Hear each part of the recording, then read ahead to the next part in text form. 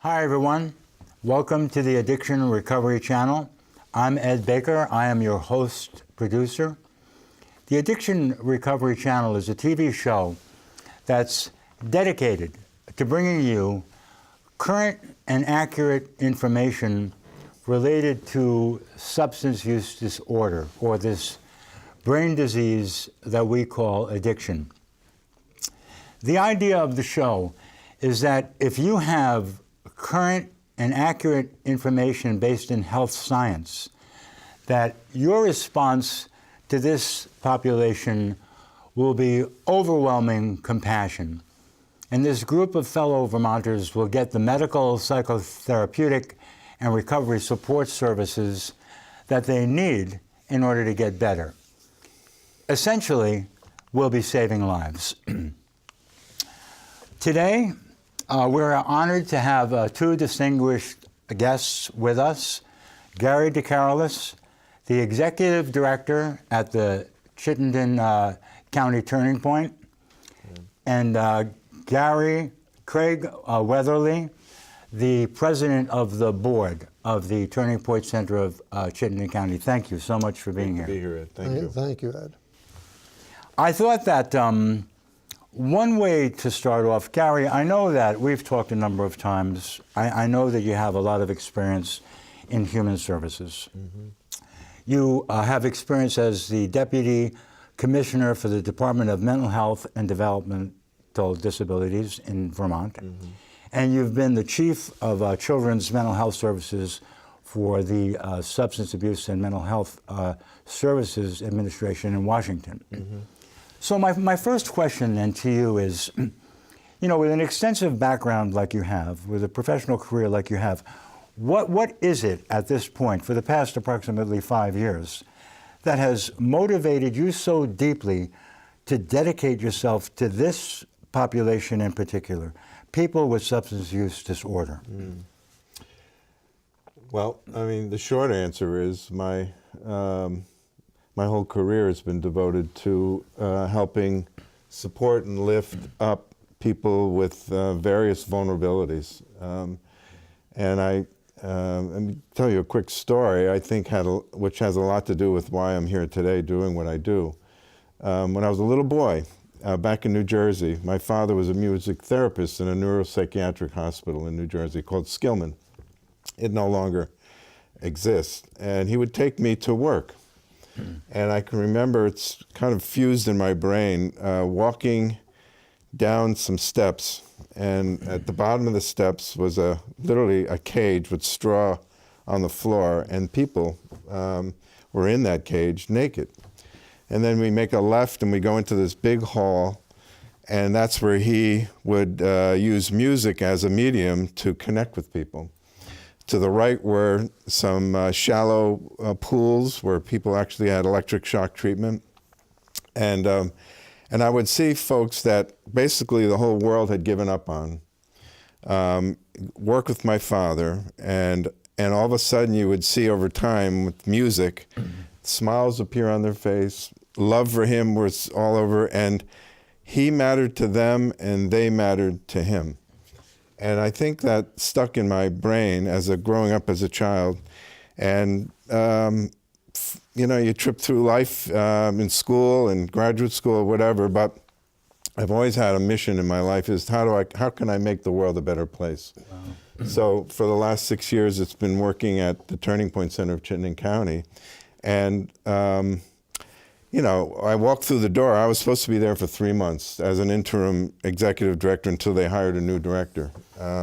The other past director had left suddenly. And what I saw in those 3 months was a place that provided a safe environment for people who were moving from years of addiction to life without drug or drugs, and trying to put their life together again. And so I saw, we could provide a safe environment for people, we can provide services and supports to help support them in that early place in recovery. And I realized this was not just another service, but was actually saving lives, helping rebuild lives, and people would go on, many of them, to wonderful, amazing things. So anyhow, the 3 months ended. I was about, I was only there for a little bit, supposedly. And then the board asked if I would stay on. I didn't apply for the job because I'm not in recovery, and this is a peer-run recovery center. And I said, I'd love to stay on for a number of reasons. One is I loved what the mission was. Mm-hmm. Two, in my career, I had a lot of government work. I've been a city councilor here in Burlington, Vermont, but I never had led a nonprofit organization. And I thought that would be nice to have in my repertoire of what I did in my career. And so for all those things, when they asked, I said, absolutely, let's do it. And so that began the journey. That's a beautiful story that resonates very deeply with me. And, I find in my travels that a lot of us in this field, it is a calling. It's not just a position. It's a calling, and that seems to be true. True for you. I never heard that the story about your father and what he did, and I see now that this is has very deep meaning for you. Mm-hmm. I'd like to pick up on one theme before we go on. Because I've been interested in this.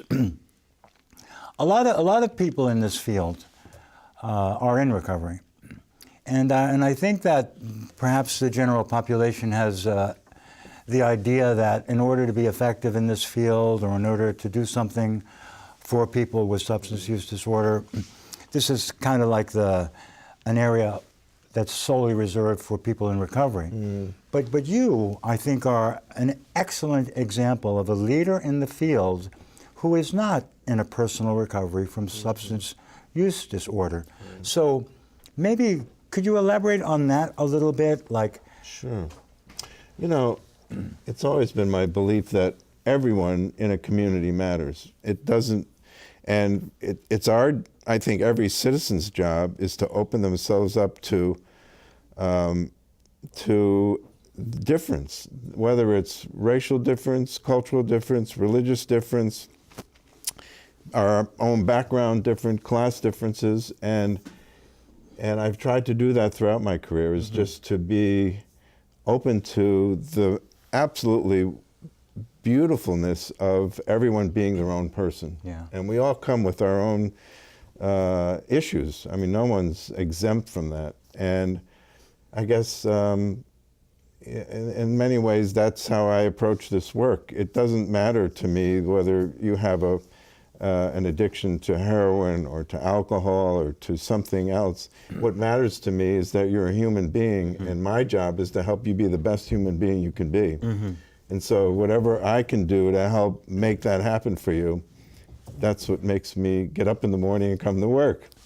Thank you, Gary, and it's really clear in the center and some of the programs that you offer there. We'll go into that in depth a little bit later on. Yeah.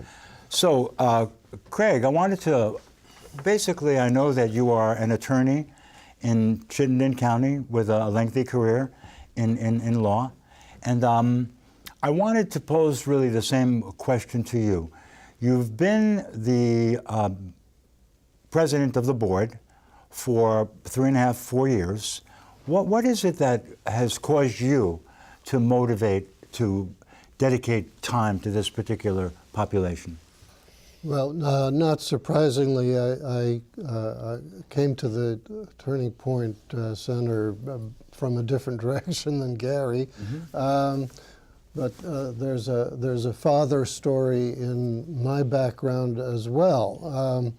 I had reached a point in my career where I'd spent more than half my life practicing law, and it was, I thought, time to give something back to the community that had given so much to me. And so I looked around for volunteer opportunities, and I was doing volunteer work at several organizations, one of which was the Turning Point.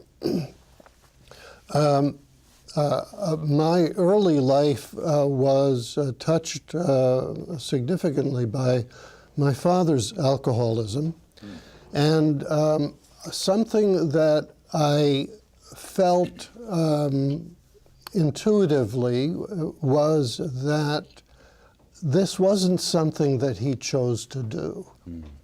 That he would prefer not to get lost on a 2-week bender and come home with his tail between his legs.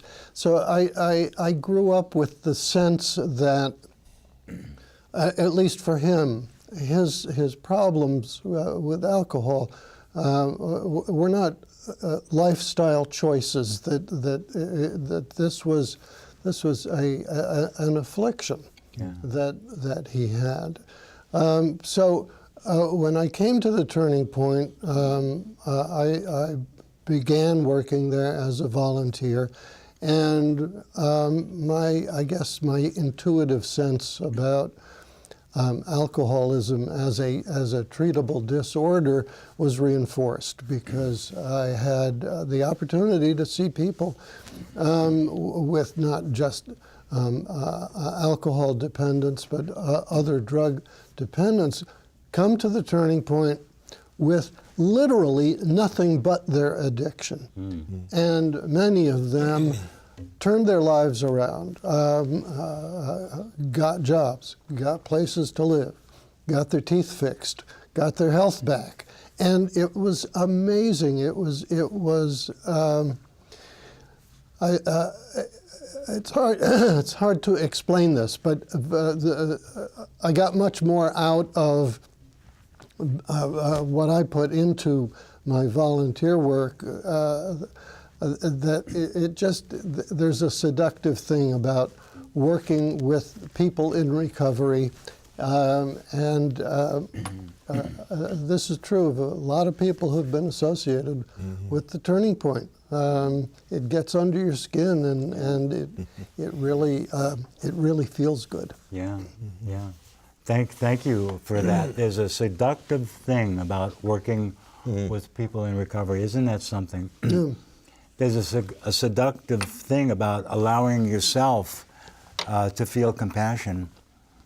It's just beautiful, and I think that's one of the main purposes of this program and our meeting today, is to somehow communicate that to the general public. A lot of the general public in Vermont feels compassion for this population. But there are people who have been miseducated, not through their own fault or anybody's malintentions, but the facts and the information do not seem to have kept up with the science of addiction and recovery. And that's what we're about. The same way as you intuitively knew that your father's alcoholism was not a conscious lifestyle choice, science can now actually show brain imaging that we can see that. We know that there are specific risk factors for the development of addiction. Genetic factors, babies do not choose what genes to be born with, not a choice. Very specific environmental factors, adverse childhood experiences. Children do not choose what families to be raised in or what neighborhoods to be raised in. The stress sometimes with adverse childhood experiences can feed into the development of addiction. And then the continuation of addiction is not a choice. We know, we see from brain imaging, actual neuronal impairment in the way that the brain functions in terms of motivation, learning, seeking drugs, and being incapable of actually inhibiting impulses to use drugs. So that is very well taken. And you know, what's clear to me now is that you both are the perfect team, you know, for the Turning Point Center. I guess we're going to go into the tour early in the show. Before we go into the tour of your new home, could you talk a little bit about the community's response to your efforts to raise money to purchase a building? Well, you know, when you launch a capital campaign that we did, it's in many ways on a wing and a prayer. We had some consultation from a capital campaign consultant, so we kind of knew the roadmap to get there, but how the community will respond to that was totally unknown. We'd never done this before. And as I said earlier, my career has been in government for the most part, local, state, federal. So, but I had a sense that if we did this and we were thoughtful about it, that we could give it our best shot, as any nonprofit will do, and I think we were going to do okay. But anyhow, that said, the community has been absolutely phenomenal in their response to this. We have over 250 donors at this point that have contributed. Some institutional donations, like the University of Vermont Medical Center, the Hale Family Foundation, and families, the Stiller family, and many, many, many others have contributed. The first donation we got, I don't know if Craig even knows this, I was at Hannaford's, my local grocery store, and I just happened to know this clerk after, I go there year in, year out, and I mentioned that we just kicked off this capital campaign for our recovery center. Well, she just put $5 on the counter. She said, "I want that to be the first donation," which it was. And I said, and we went from there. And we did a lot of grant writing. We did a lot of lunches with donors. I played everything we could to make this all work. Sometimes we went down a rabbit hole that yielded nothing. Other times, we were totally surprised by a donation by a foundation or a family. But in the end, we've raised over $700,000, and we're able to do what we're doing, which is buy this wonderful building. We certainly could use more funds to make it all work, because we're going to have to go to the bank now and make our case to actually finalize the purchase. But anyhow, it's been wonderful. $700,000. How do you like that? From our community. Exactly. That is something. When I got involved with the board about 6 years ago, Gary and I were on the radio to promote a golf tournament that we used to sponsor as a fundraiser, and we discovered in that radio interview that nobody knew who we were or what we did. They referred to us as the best kept secret in Chittenden County. That's right. People thought we were a sort of way station. They wondered, did we provide clinical services? We do not.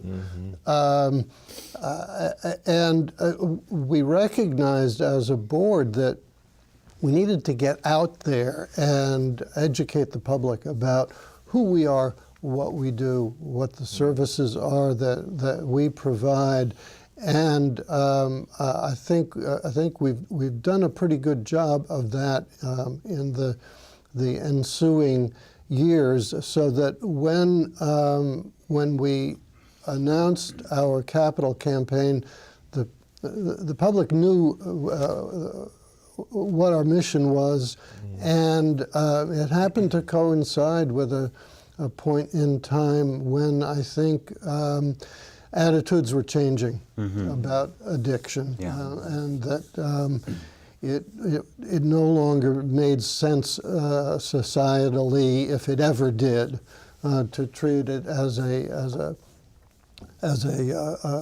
criminal justice matter.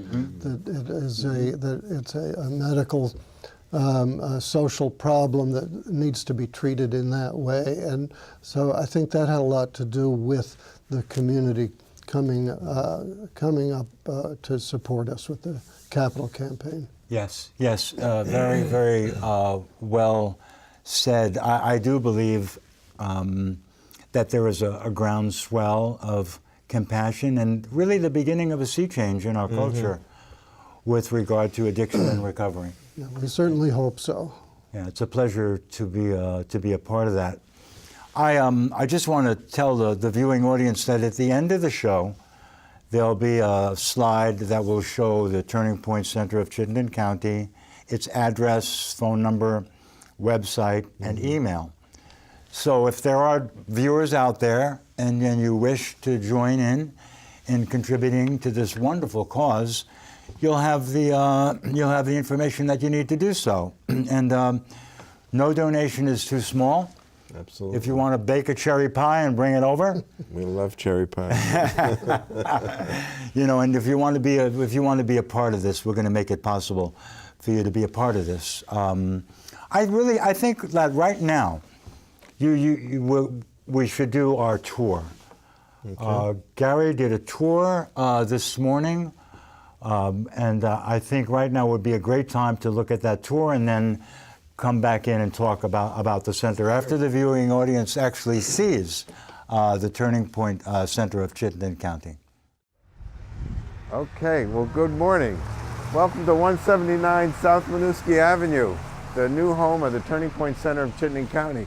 As you can see, this is our new sign we just put up there. Come on in and I'll give you a quick tour of the center. So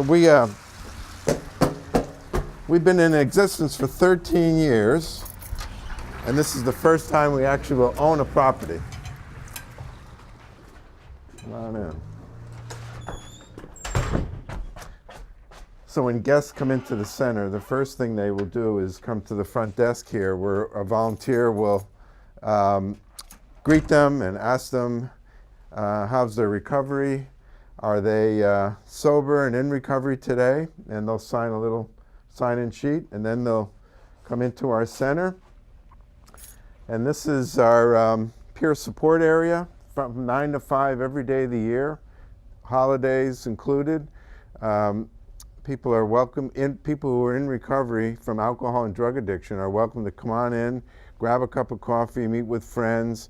We have a peer support specialist on the floor during that time to check in with people, ask them how they're doing in the recovery, and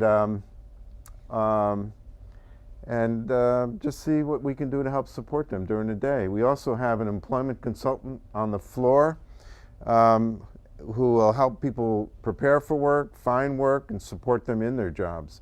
And we've gotten scores of jobs for people from that particular program. So what you see here is a suite of offices, which is something we never had before in our old space. We have my office here, the executive director.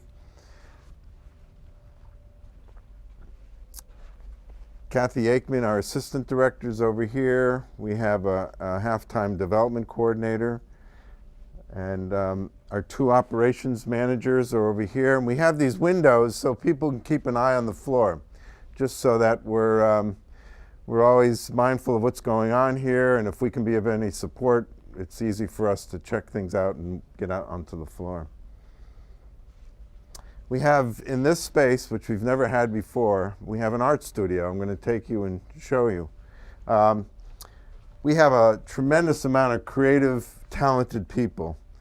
And this space is devoted to them. And so they can come on in here, work painting, you'll see some sculpturing, writing goes on here. It's a fantastic space and heavily used, even more so than we thought it would be. And the talent that comes out of here is absolutely remarkable. It's been just a wonderful addition to what we do here.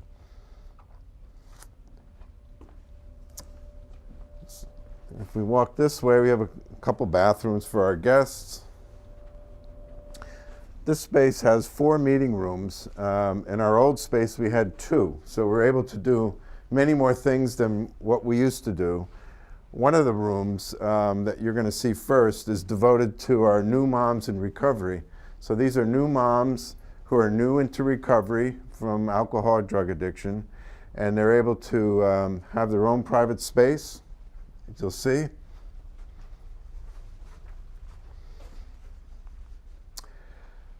And here they have some privacy. They need to breastfeed. They don't have to worry about being in a public space. This room is being devoted to Mattie, Lynn, Samir. Mattie was one of our guests for a long time and passed away this fall. And of course, her sister wrote an obituary that went viral around the world. And we've had over 330 donations that came from that obituary. The family asked in lieu of flowers to send donations to the Turning Point Center of Chittenden County. We're dedicating this room to Mattie next Tuesday, January 15th. Her cousin is actually putting this mural together. In the end, it'll have a picture of Mattie in the middle here. But we thought that's the least we can do. Mattie was a young mom in recovery, and so this room is really dedicated to her and her family. So another one of our rooms here, one of our larger rooms, this is where this is kind of a multi-purpose room. We have fitness equipment over here. Our yoga classes, we have 5 yoga classes a week here. And we have other activities beyond, and also a lot of 12-step meetings, AA, NA, MA, Marijuana Anonymous, Narcotics Anonymous, Alcoholics Anonymous. So the larger meetings can go in here. Great space, a lot of windows. We never had windows before in our old space. So this is really just been a delight for people to come in here. A lot of people use our fitness equipment too. It's none of our services cost anything, by the way, either. They're all free to people in recovery. Come on this way, a couple more rooms. One of the nice things that's happened recently, we got a small grant to buy new computers for our guests. So over here you see a bank of computers. People can hop on them, look for housing, look for work, check their email. It's been a big help to folks. And go in here is another one of our meeting rooms. So this we have we have TED Talks that are here as well, and this is a nice sized meeting room for about 15 to 20 people. Again, we got some windows. In this new space, our lighting, it was all LED lighting, so it's a very environmentally sensitive lighting system. We got a grant from Burlington Electric to be able to help us afford to do that. It's a great space. Staff meetings, board meetings, AA meetings, all kinds of meetings happen in here. And we have one more room. And let me just say the kitchen area too is, we've got coffee cooking every day, 9 to 5, and it's a recovery center without coffee is like Vermont without snow. I mean, it's really the heart and soul of what people like to drink. So we got that going all the time. But the kitchen area is very important here. So just another angle of that support space. And that, by the way, behind you is a wonderful recovery library. This was donated by Paul Robert and dedicated to his mom. And this is wonderful resources of material for people who want to go further in the recovery. And we've got all kinds of books here that people can take out. And then lastly is the last meeting room.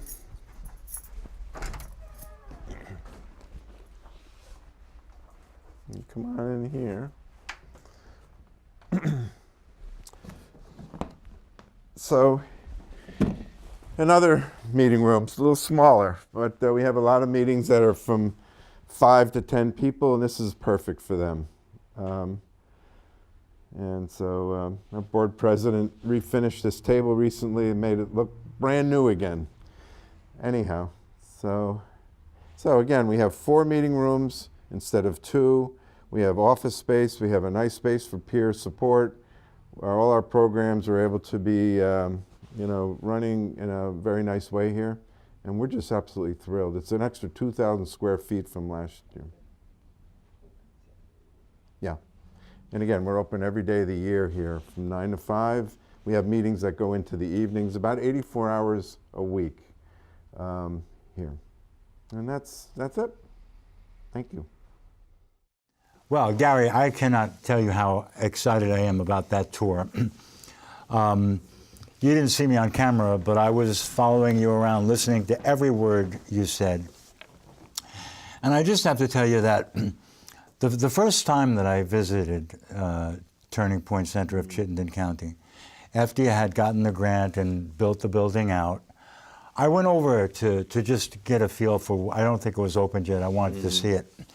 And I didn't realize until I was confronted with the dignity and the beauty of it, I didn't realize that my own expectations had been a little bit lower. And it actually was an emotional moment for me. I got teary about it because of the sheer beauty of it, screaming dignity, screaming respect for people with substance use disorder. And to me, this is one of the greatest achievements. Well, so let's talk about that. Yeah. I mean, I think that certainly has been my experience of the space as well, that it really speaks to respecting people who are doing everything in their fiber to get to recovery and stay in recovery, and we want that. And we also want that in every program that we offer, everything we do in the center, whether it's a yoga class or an employment consulting meeting with someone, it's all about dignity and respect. And so we're very proud that we can be able to do that on the backs of all the support we've gotten from the community. Yeah. I mean, there's the comfort. When you walk into the center and you're greeted with comfort, if you're not comfortable, you begin to feel comfortable. Talk a little bit about that peer support room, the heartbeat of the center. So when we first were serious about buying this building, it was about 40 little cubicle office spaces, which wouldn't work in our place. And so what we did was open it up to a very open space when you first walk in, and that's the peer support space. So when someone first comes into our center, they sign in, we make sure that they're in recovery, and that could be hours into recovery, it could be years into recovery, and then they walk into the open, the Great Hall, we'll call it, just for today. And so there's tables and chairs, as you saw, and there's coffee cooking up at the counter in the kitchen. And the whole idea of that space is for people to be able to meet other people in recovery, have conversations, play a game of chess. And we also have a peer support specialist on the floor all the time from 9 to 5, and that's United Way has funded that position for the next 3 years, and we're thrilled at that. So that person's going to walk up to you eventually and ask you how you're doing in your recovery. You know, what's your recovery plan, action plan, and what can we do today to help support you? You know, maybe it's a referral to the community health center. Maybe it's a referral to Howard Services to deal with trauma that might have been picked up in the conversation with them. We have 7 of these folks, one each day of the week, and they're all in recovery themselves. And they're people with good ears, they listen well, and they know the resources of the community. And so it's a rich, even though we call it a peer support area, it's also rich with resources. We have an employment consultant on the floor in there as well every day of the work week to help people prepare for, find, and support them in employment. And we've found scores of jobs in this program. It's fairly new now. It's about 4 months old. And it's just amazing. And the joy for someone who says, I got a job. Yeah. I'm going to work tomorrow. Big deal. I'm going to bring home a paycheck. And makes our folks feel great, and it also is wonderful for them. So that's that area there, and that's really the heartbeat, as Craig alluded to earlier, of the center. So the new space, we wanted to make sure we had that again. That's really encouraging to hear about those services, and I know there are many more services that we'll get into. But I have one question. You know, we know that people with addiction sometimes have suffered trauma in childhood or early adolescence.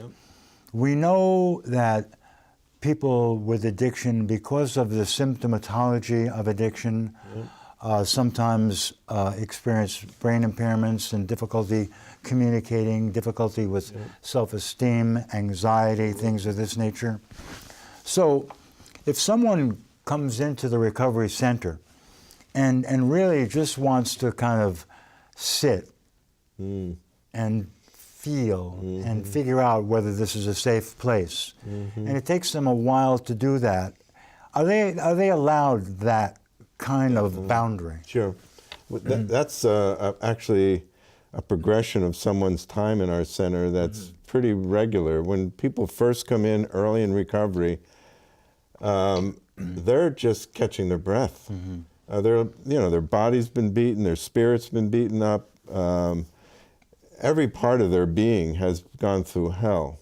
And many of them will come in and literally just sit there for days on end, not doing a whole hell of a lot, but what they're really doing is saying, this is a safe place for me to catch my breath, to start to build some internal energy for myself.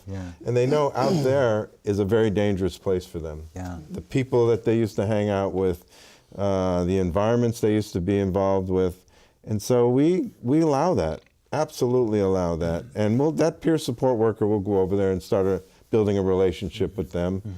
And then over time, you'll notice that they'll start to go over to that employment consultant and just maybe check out what they have to offer them.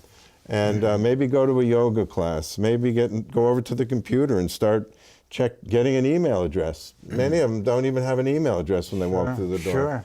And checking mail and checking housing issues. And so, and you could literally see over time them start to open up. If you think of and I mentioned this to you earlier, that a flower that's closed over time with some nutrients and water and stuff, it starts to open up.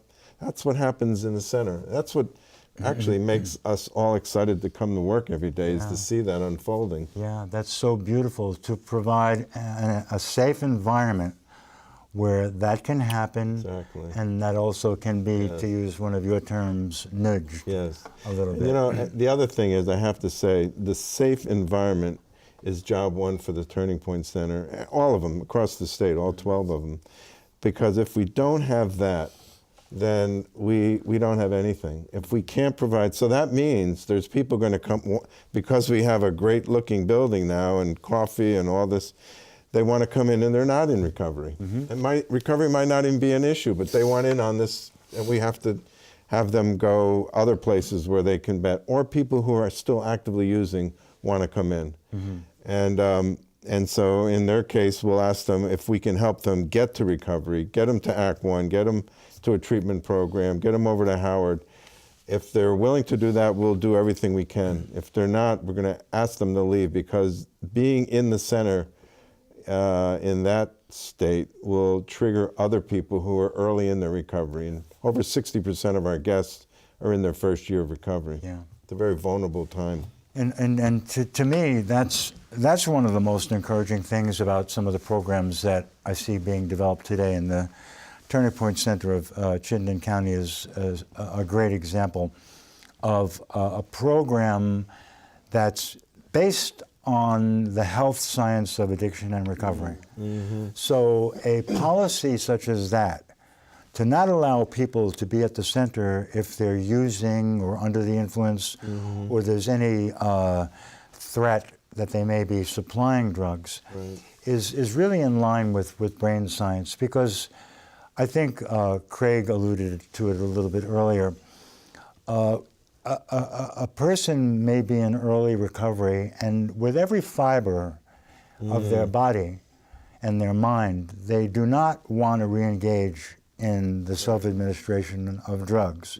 But an external trigger can cue craving and motivation that's so powerful that they're incapable of resisting the craving.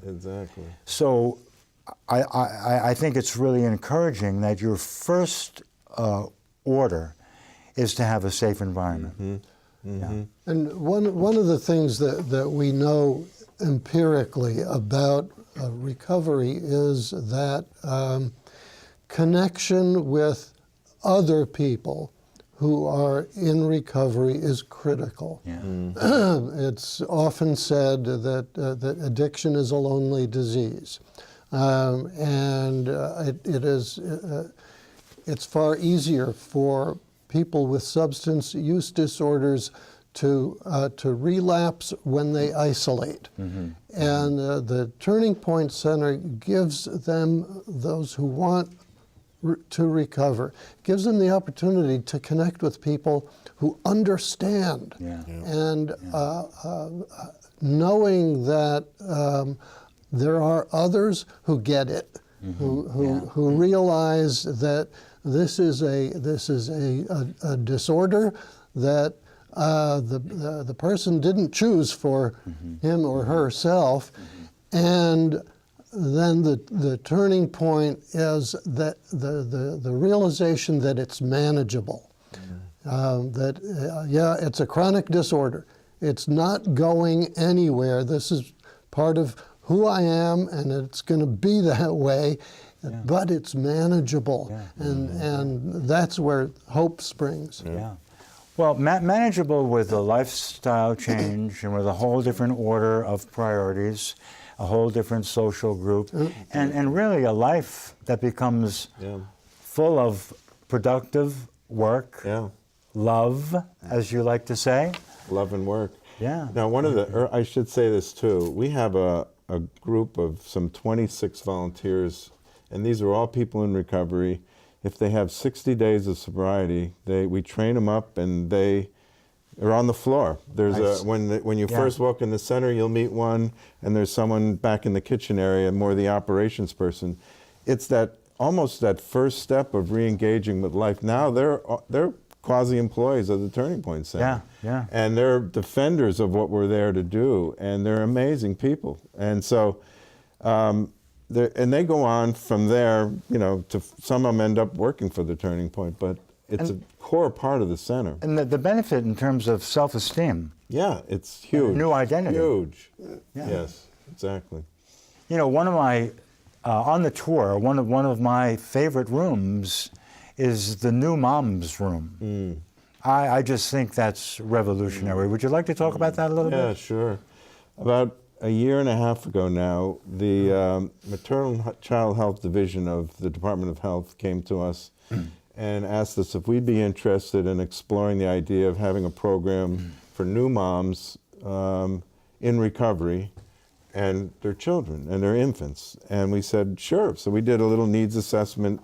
We did some focus groups with new moms over at the Lynn Center and other moms in the community, and got a sense of what they thought a community program could look like. We got a grant on the backs of that, and we're about a year and a half into building that program. That room back there represents a safe space for these new moms and their infants and 0 to 5 population children.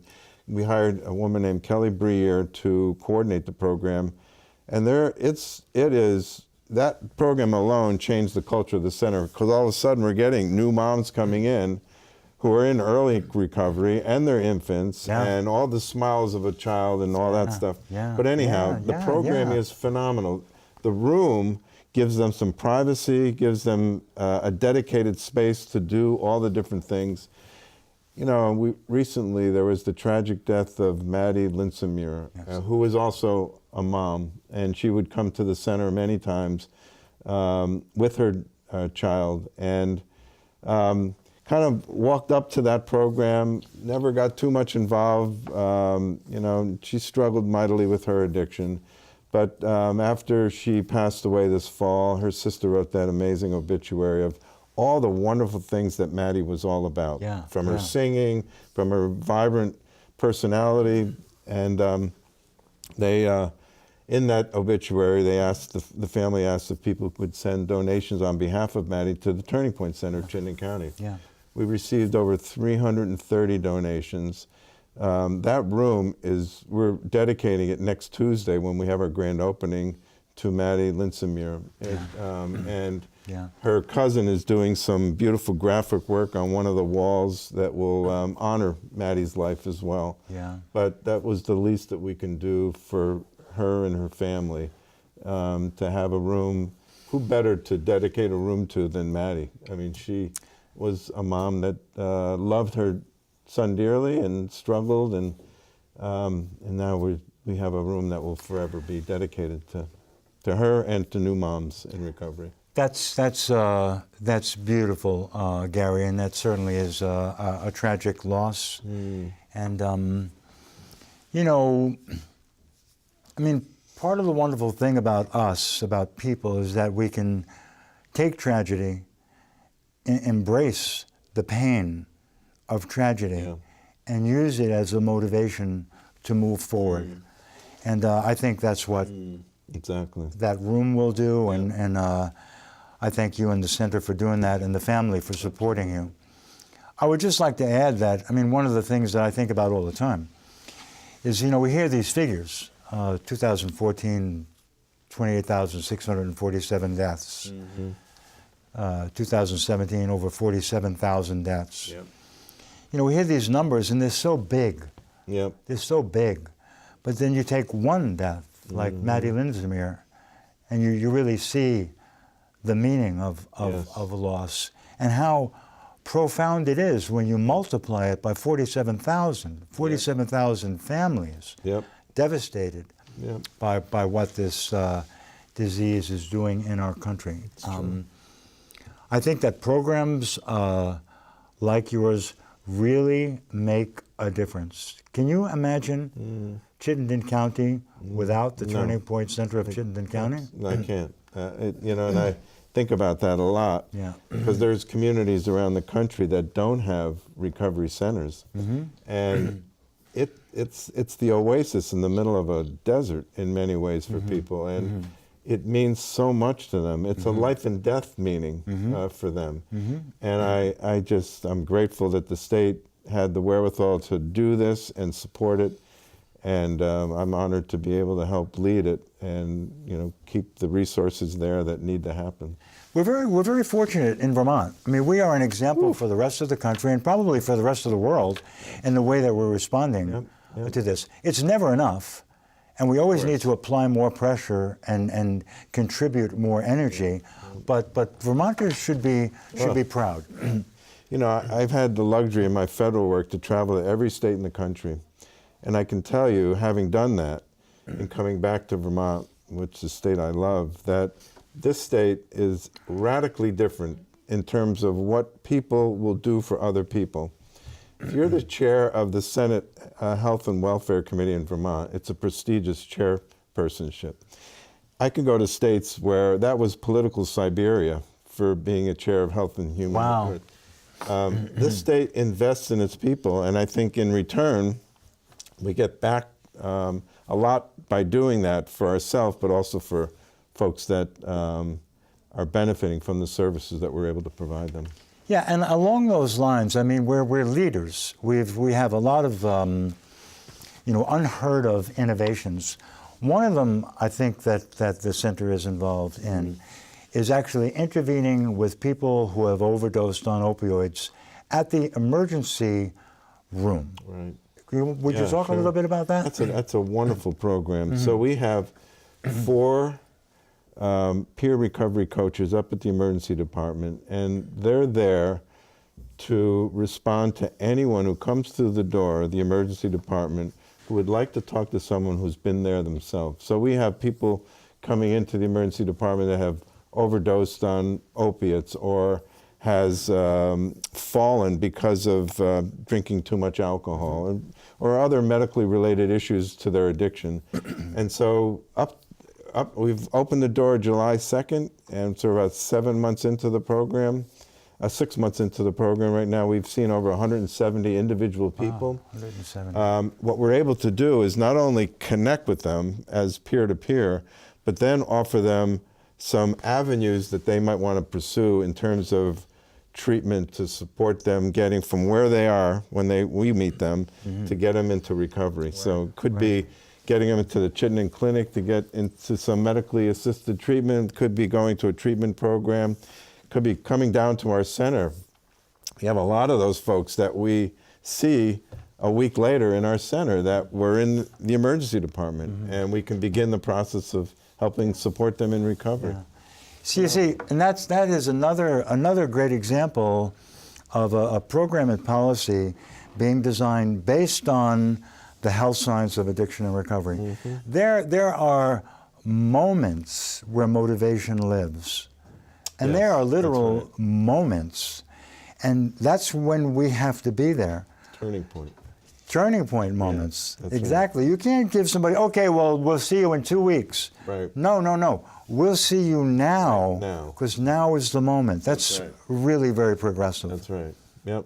Yeah, we should. And this is another program that is a win-win program for the community, because the hospital, the emergency department benefits from this. There is an anticipated reduction in repeat appearances of people with addiction-related medical problems as a result of this intervention that the program affords. Right. And when you think about it, there's endocarditis, an infection of the heart. There's blood infection, cell infection, HIV/AIDS, hepatitis C. There are a lot of terrible medical conditions that can result from addiction. So every person that we're helping to recover is a person who does not, enter the system for those other medical processes. Absolutely. What were you going to say? Well, the other is that by having our folks up there too, there's been a whole cultural shift for the emergency department. The doctor has an extra tool now to send into a room after he or she has met with a patient, and so it broadens the resources of the emergency department in a very powerful way. Yeah, and I would imagine if you're a patient in that situation, and you have someone come into the room that is on your level, that has actually been through something like you're going through, that your defenses would really, really decreased. Yep. And you would feel like, I'm not being judged, I'm being understood. And there's that moment for connection. Yep, exactly, Ed. Yep. Now, we're coming to the close of the program, and I want to thank you both for being here. Thank you. I guess I want to say one thing that for the general public to know is it true that you're open 365 days a year? Absolutely. We the holidays in some ways are more important than any other day, because those can trigger a whole bunch of responses that cannot be healthy. So we are open every day of the year. We're open about 84 hours a week. 9 to 5 is those peer support hours, and then we have meetings and recovery coach sessions and sponsored meetings into the evening. But yep, that's true. Yep. Addiction doesn't go on vacation. There you go. There it is. That's it. There it is. So it's the northwest corner of South Winooski and Pine. Is that correct? South Winooski and King Street. That's right. Northwest corner of South Winooski and King Street. That's correct. We're going to show some contact information at the end of the show. I want to say to the viewing audience that if you want to get in support of the Turning Point Center of Chittenden County, Gary and Craig will make it easy for you. You'll have their contact information. If you're inclined to donate, feel free to do so. If you're inclined to visit for a tour, feel free to do so. I think we had mentioned a cherry pie earlier. Well, whatever your inclination is, anyone can be supportive. You don't have to be an expert. You don't have to be rich. Anybody can be supportive, and your support will be greatly appreciated. I'd like to end the show with both of you. Craig, I'll let you lead, and then Gary. Just parting words to the viewing audience, whatever you want to say to the viewing audience.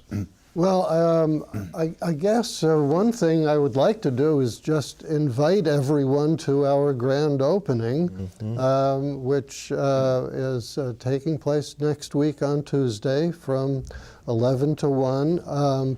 Please come down, see what we're all about, and take advantage of the opportunity to become part of the solution.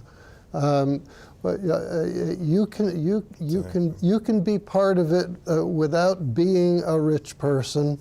Even a small donation will make you a part of this program. It's saving lives, and it's doing good in your community. So please come down and join us. Thank you. Thank you. Well, that was well said, and I would just say ditto. Thank you so much. Thank you so much. Thank you for the opportunity, Ed. For being on the show and really for who you are and what you do. Thank you. Thank you. Thanks, Ed.